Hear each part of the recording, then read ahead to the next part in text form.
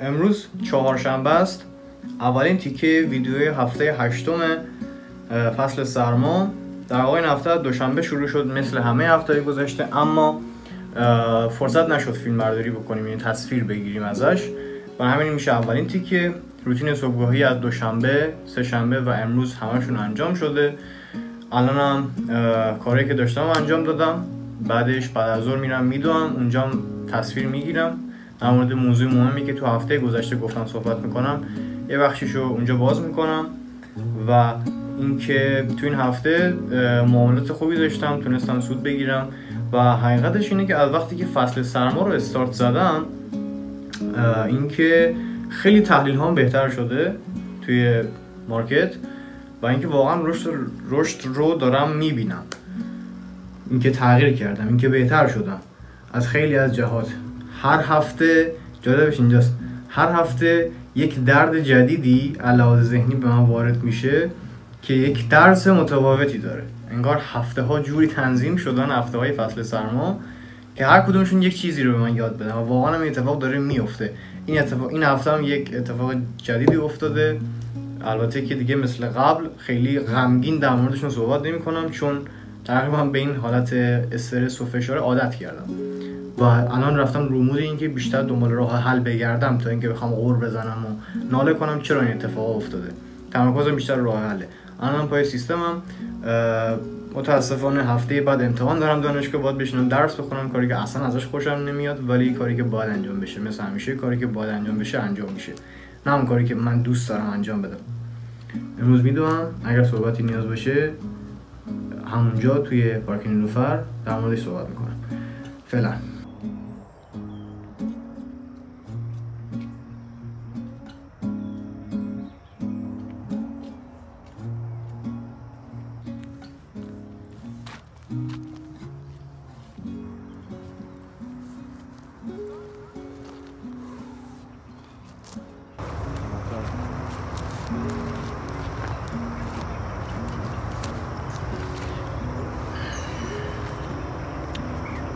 امروز اومدم درباره یه موضوعی صحبت کنم که هم من هم خیلی از شمایی که دارین این ویدیو رو میبینین باش خیلی وقتا دست و پنجه نرم کردیم.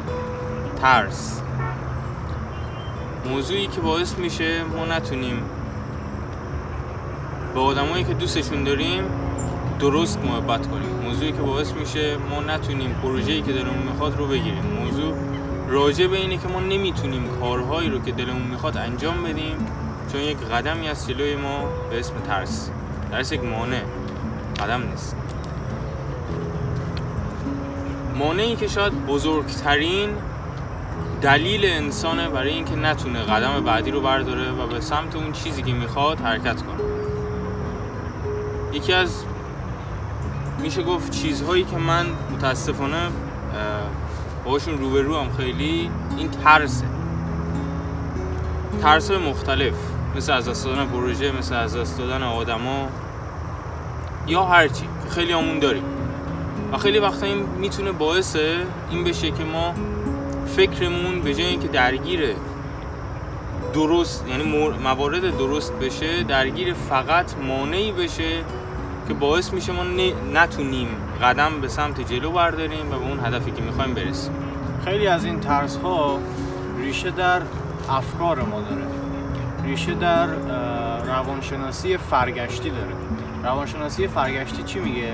روانشناسی فرگشتی میگه که ما ظاهراً انسان مدرن شدیم، ولی مغز ما مثل مغز انسان اولیه فکر میکنه و عمل میکنه. انسان ها توده‌ای از احساسات هم. و این ترس هم یکی از اون احساساته که باعث شد من توی این هفته سودی که میتونستم 3 برابر از بازار بگیرم رو زودتر معاملم رو ببندم و 1/3 اون سود رو بگیرم و بعدش حسرت این که چرا طبق استراتژی خودم و تحلیل خودم عمل نکردم حسرتش رو بخورم. نتیجه ترس میشه حسرت. یکی از معقول ترین و عامیانه ترین نتیجه های ترس. این ترس از کجا میاد؟ یک مثالی میزنم. یک انسان اولیه رو تصور بکنید از غارش اومده بیرون و رفته دنبال شکار، یا رفته توی یک محیط وحشی در حال قدم زدنه. از پشت بوته ها یه صدایی میاد و اون انسان میترسه. این ترسش از چیه؟ اگر بدونه پشت اون بوته ها و این صدایی که داره از اون پشت میاد به خاطر یک سنجابه، آیا واقعا میترسه؟ و اگر این صدا به خاطر وجود یک حیوان وحشی مثلا ببر یا گرگ پشت اون بوته باشه، آیا بازم میترسه؟ بله. ولی وقتی نمیدونه اون ترس خیلی بیشتر میشه. اگه بدونه، آگاهی داشته باشه که اون پشت حیوان خطرناکی نیست، قطعا نمیترسه. ترسش به خاطر اینه که نمیدونه اون پشت چیه، نمیدونه سنجابه، گرگه یا ببره. چون نمیدونه میترسه. شما در یک محیط آشنا حتی ساعت 3 شب 4 شب هم قدم بزنید، چون براتون آشناه، خیالتون راحته. ولی اگه تو همون تایم تو یک محیط غریبه، تو یک محیط ناآشنا بخواید راه برین، خیلی حواستون بیشتر جمعه. ترس از عدم آگاهی میاد، از عدم دانش میاد. اینکه نمیدونی با چی روبرویی، نمیدونی چی هستی، نمیدونی چی میخوای، نمیدونی هدفات چی ان، نمیدونی احساساتت از کجا میاد. و اینکه میترسی به خاطر عدم آگاهیه. ما این حالت‌ها رو خیلی داشتیم. هر هفته توی فصل سرما یک درس جدیدی داریم یاد میگیریم و جالب قضیه اینه که واقعا هر هفته یک درس جدید به اون اضافه میشه و ما از توش میگذریم. هفته بعد وارد درس بعدی میشیم. این هفته 8مه. هفته 7م که ویدیو قبلی باشه در مورد این موضوع صحبت کرده بودم که بهتون یک مسئله خیلی مهمی رو میخوام بگم. هفته قبل یک چیزی تو این حالت‌ها بود ولی متفاوت بود، اما این هفته جدیدتره. ترس‌ها خیلی اوقات باعث عدم رسیدن ما از اهداف میشن و باورهای ما رو شکل میدن. از بچگی خیلی چیزا به ما گفتن که اونا شده باور ما، شده ستون فقرات افکار ما در ناخودآگاه. شما در حالت عادی متوجه این قضیه نمیشین، اما وقتی یکم کنکاف میکنین، درونتون رو میگردین، شخ میزنین درونتون رو، میفهمین که به خاطر باورهای غلطیه که واقعا درست نیست اگه بهشون فکر بکنید و اون باورها باعث ترس شما میشه. الان که حالا ما این مانع رو شناختیم، اولین کاری که باید بکنیم، خب اول از همه که شناختنشه. کار بعدی اینه که دست به کار بشیم برای اینکه نذاریم ترس در ذهن ما رخنه ایجاد کنه، یا اینجوری بهتون بگم غباری ایجاد کنه و باعث این بشه که شما نتونین به اون چیزی که میخواین برسید. این چیزی که ما باید جلوش رو بگیریم. به چه صورت؟ اگر یک فردی دارین که کنارتونه، همراهتونه، مثلا من محمد دارم، میتونین بهش بگین. خیلی وقتا من همچین کاری نمیکنم و این اشتباه منه، از خیلی چیزا میترسم، ولی باید این کارو بکنم. باید به این آدم بگم این میتونه با من صحبت کنه، این آدم میتونه با من صحبت کنه، ترس من رو بریزونه و من میتونم ادامه بدم به اون مسیرم. پس تا اینجا نتیجه گرفتیم که اولین قدم آگاهی از اون احساسه. این ترسه میتونه به شکل‌های خیلی متفاوتی بروز بده. میتونه به شکل حسادت بروز بده، میتونه به شکل استرس بروز بده، میتونه به خیلی از افکار دیگه نفوذ بکنه و اونها رو تغییر بده یا شکل بده. وقتی شما این احساس رو قطعا داشتی که داری زندگیتو میکنی، یهو حالت کلا از این رو به این رو میشه، کلا به هم میریزی و اینجا ذهنت داره یک هشداری بهت میده. یک مسئله حل نشده وجود داره که تو باید بهش بپردازی و تا وقتی که اون رو حل نکنی، اون آنقدر تکرار میشه تا تو بالاخره اون چیزی که باید رو بفهمی. ما الان تو همین وضعیتیم. این چیزایی که داریم بهتون میگیم و در واقع به شما نمیگیم، داریم به خودمون میگیم که خودمون بتونیم از این موضوع یاد بگیریم. قدم اول آگاهی. من یه سری کارهایی که حالا از صبح انجام دادم تا الان و وقت نشد براشون ویدیو بگیرم، خورده ورزش کردم داخل خونه و اینکه یکم کتاب همین هنر ظریف بیخیالی رو خوندم یا فوتوفن بیخیالی رو خوندم. بعد یه خوردم برنامه‌نویسی داشتم تمرین می‌کردم، قسمت حالا جاوا اسکریپت و اینا رو، و یه خورده از یه تمرینی که داخل HTML CSS هم داشتم حالا دیشب انجام دادم. الان ویدیو میگیرم نشون میدم بهتون، تا یه سری جاهاشو زدم، یه خوردهش مونده. 2 تا تمرین انجام دادم، یکی بابت فرم وروده، یکی هم بابت یه سایتیه که حالا خیلی بزرگ، سایت واقعیه و من ازش یه خورده تقلب گرفتم. این سایت خارجیه و برای این بود که بیشتر حالا تمرین بتونم بکنم اینا، که اونو تا جایی که حالا زدم کداشو نشون میدم که با HTML CSS هم هر دو تا یعنی هر دو تا تمرینو با HTML CSS زدم. و اینکه اینم بگم داخل هر کدوم از این تمرین‌ها من جایی که بلد نبودم از هوش مصنوعی هم کمک گرفتم تا بتونم سرعت کارم رو و دانایی خودم رو خب بیشتر کنم. خب خیلی خوبه یه چیزی هست به اسم هوش مصنوعی تا بتونیم ازش استفاده کنیم و اینجوری اسم میکنم سرعت کار بالاتر هنوز رفته داخل حال کاری که من دارم انجام میدم. امروز جمعه است، حدود 2 کیلومتر رو خوردی دویدم. البته یه خورده هنوز مونده و اینکه دیشب این تصمیم رو گرفته بودم که ساعت همین 7:30 بیام بدوم و این کارم تیک خورد. خیلی حال داد جدی.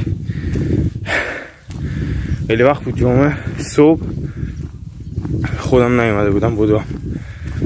حال داد با اینکه سخت بود ولی حال داد. خب امروز جمعه است و اینکه من دوباره مثل 2 هفته پیش سرما خوردم. از صدام نمیدونم مشخص متوجه میشین یا نه، صدام گرفته، سردرد دارم، بدن درد دارم، اصلا بیحالم و عملا هیچ کاری نمیتونم انجام بدم. دیروزم عملا همین شکلی بود. دیروز فقط معاملاتی که به اوردر گذاشته بودم و داشتم چک میکردم ببینم اوردر فعال شده یا نشده، بازار فقط رصد میکردم. عملا هیچ کار خاصی نداشتم بکنم.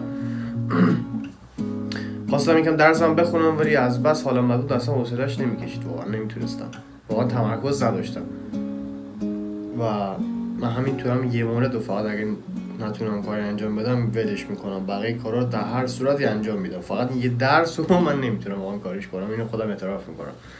به هر حال امروز هم همینه. امروز من واقعا برنامه خاصی امروز ندارم، هرچی پیش اومد خوش اومده برم ادامه بدم. امروز رو ببینم اگه کار مفیدی میتونم انجام بدم انجامش میدم، ویدیوشو میگیرم اگه یادم باشه، اگه حوصله‌اش باشه، چون اصلا حال ندارم، واقعا خیلی حالم داغونه، سر ریختم بکنم مشخصه. و اینکه حالا خب از اون بر اولفاز خودش رفت دوید، همونجوری که تصویرشو دیدین و این کاری که میخواست انجام بده رو انجام داد. حالا اگه کار دیگه انجام داد ویدیوش رو برای من فرستاد، من توی ویدیو این هفته میذارم، اگه نه که همین دیگه. و برنامه اینه که الان صبحانه خوردم، میگم دیگه یه 2 ساعت دیگه یکم خورده کاریایی که دارم رو انجام میدم، بعدش برم یه قهوه بخورم، حداقل یکم سرحال شم، یکم انرژی بگیرم، بعدش برم پلن بچینم برم چیکار میتونم بکنم. اصلا تا توانایی صحبت کردن هم ندارم، همش دارم توبوق میزنم. خلاصی خیلی حالم داغونه و اینکه بریم من به کارا خودم انجام بدم دیگه. بریم چی میشه. روزایی که مثل امروز مثلا حال ندارم، مریضم و نتونستم هیچ کدوم از کارهای روتین صبحانه‌مو انجام بدم، حرکات کششی رو نتونستم اصلا برم، هیچی، دوش آب سرد که اصلا فکرش هم نکن، اصلا بهش فکر میکنم تنم یخ میزنه. و اینکه روزایی مثل امروز مریضی، حال نداری، هیچ برنامه‌ای نداری، حوصله نداری، تمرکز نداری، ولی خب از اون طرف هفته گذشته رو خیلی خوب عمل کردی، همه روزو انجام دادی، هر روزی که میتونستی رو انجام بدی و هیچ بهانه‌ای نیاوردی. روزایی مثل امروز رو یکم باید شل بگیری. درسته فصل سرماست برای رشد و توسعه فردیه، ولی یه امروز میشه یکم شل‌تر گرفت، یکم قوانین منعطف داشتن بعضی وقتا به درد میخوره. این مواقع چیکار میکنیم؟ میشیم بازی میکنیم خیلی راحت.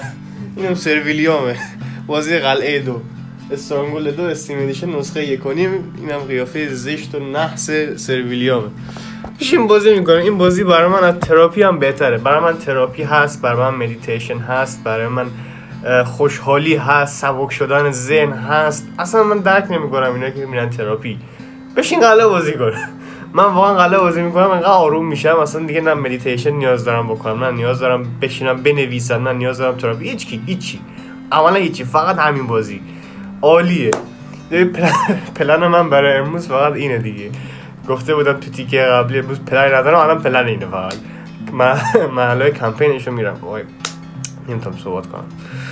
خلاصه که آره بریم یکم بازی کنیم. تو اینجا فصل سرما فصلی بوده باشه براتون که باهاش تونسته باشین رشد کنین، یه سری چیزا رو از ما یاد بگیرین، یه سری چیزا رو بفهمین توسط حالا ویدیوهای ما یا اصلا خودتون از بیرون. ما که برامون هر هفته یه سری مسائلی پیش اومد، یه سری چیزا یاد گرفتیم، باید درکشون کنیم، باید بفهمیمشون تا با سعادت اونا رشد کنیم. امروز یه سری کارا من داشتم، اومدم یه ویدیو کوتاهی ازش بگیرم و بهتون بگم. مثل اینکه کتاب خوندم، الان تازه باشگاه بودم با لباس بیرونم. باید برم دوش آب سرد بگیرم و یه سری تمرینات برنامه‌نویسی داشتم انجام دادم. الان یه سریش مونده که بعد حالا دوش و اینا میام اونا رو انجام میدم.